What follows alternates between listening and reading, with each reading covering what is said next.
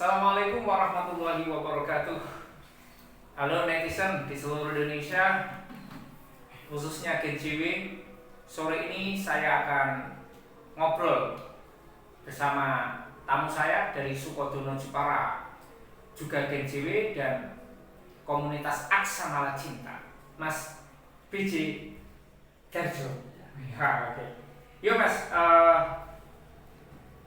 kita akan diskusi apa dulu nih? Saya pengen diskusi tentang penulisan ya Mas.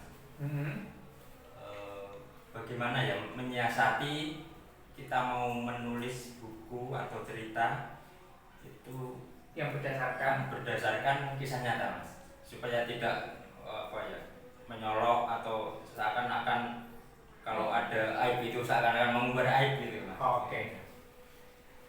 Pertanyaan Mas BJ ini juga mewakili banyak emak-emak yang wapri ke saya atau curhat di grup kelas menulis yang saya asuh.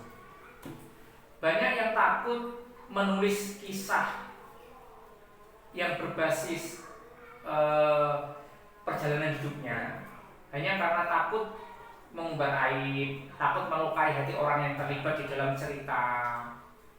Nah, gini Mas BJ dan teman-teman ya, justru novelmu itu akan greget, lebih bernyawa dan juga menghipnotis pembaca jika itu berdasarkan sesuatu yang betul-betul kamu alami, kamu rasakan, atau yang dialami orang dekatmu yang kamu ikut merasakan. Jadi istilah kerennya itu inside out, dari dalam keluar. Nah, karena penulis novelmu adalah ditulis oleh kamu, maka gejolak hati, suara hati, nyanyian jiwamu lah yang sebenarnya harus dituangkan. Ya kalau bisa malah memang perjalanan hidup yang betul-betul membuat kamu itu tersentuh itu, atau membuat kamu itu merasa betul-betul terjepit, ya itu menjadi cerita yang greget Mas. Nah tadi pertanyaannya apa? Saya lupa malah. Ya bagaimana menyiasatinya, misalkan itu sebuah aib pribadi, terus kita tulis supaya tidak menyinggung orang lain atau tentang penokohan orang. Gini Mas BJ dan teman-teman, kalau di JW itu slogannya jelas, atau prinsipnya adalah menebar virus bahagia. Maka yang diceritakan jangan aibnya, tapi hikmah di balik aib. Jadi aib itu hanya dijadikan sebagai batu loncatan memunculkan konflik. Nah, setelah itu dibangun dengan imajinasi dan diambil hikmahnya.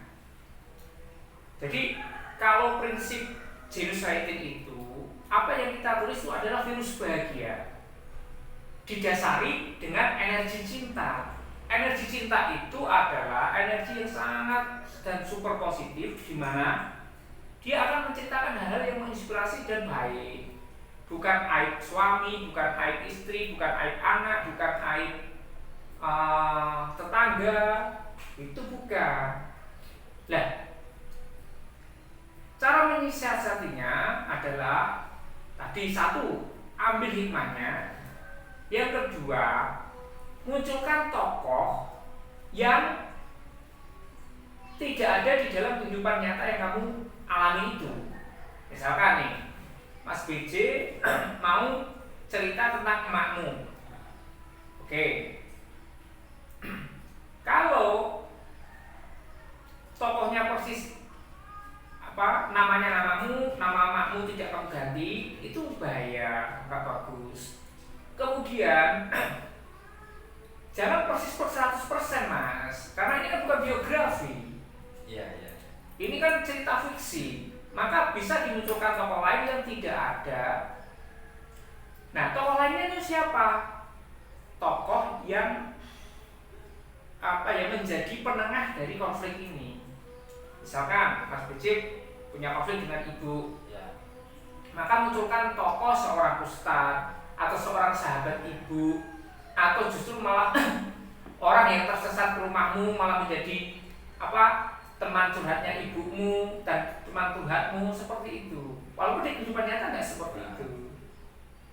Kemudian caranya lagi, misalkan Mas BJ, ibunya Mas BJ itu nggak suka kucing, maka munculkan tokoh sang ibu ini yang sangat cinta kucing.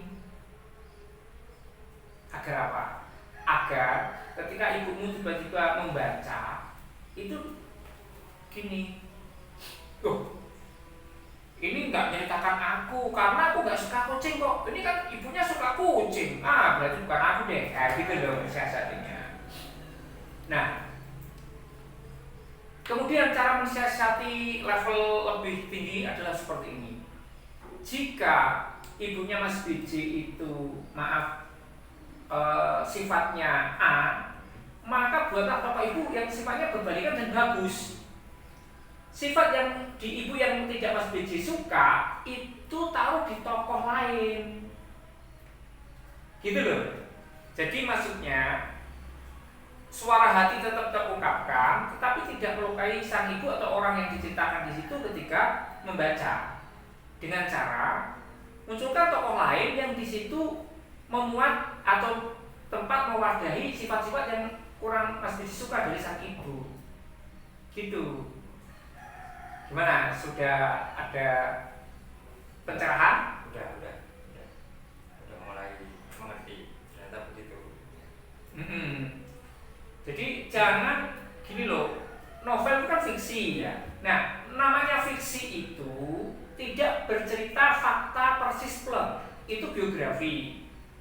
Fiksi itu adalah cerita berdasarkan data nyata, kehidupan nyata, tetapi dihiasi, dilengkapi dengan imajinasi. Itu namanya fiksi. Kenapa harus dilengkapi dengan imajinasi? Supaya enak dibaca, tidak menyinggung orang lain, dan lebih tergali inspirasi yang ada di dalam kejadian-kejadian yang menyebalkan itu. Gitu loh.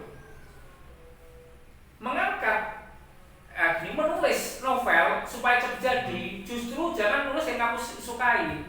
Menulis yang menyebabkan kamu, yang membuat kamu sakit hati, terus dibalik. Kemudian dilengkapi dengan harapan kedepannya seperti apa. Nah, jadi endingnya kalau bisa itu seperti harapanmu di masa depan, gitu Mas BJ. Clear? Oke Mas. Oke, begitu teman-teman. Ini hasil obrolan singkat saya.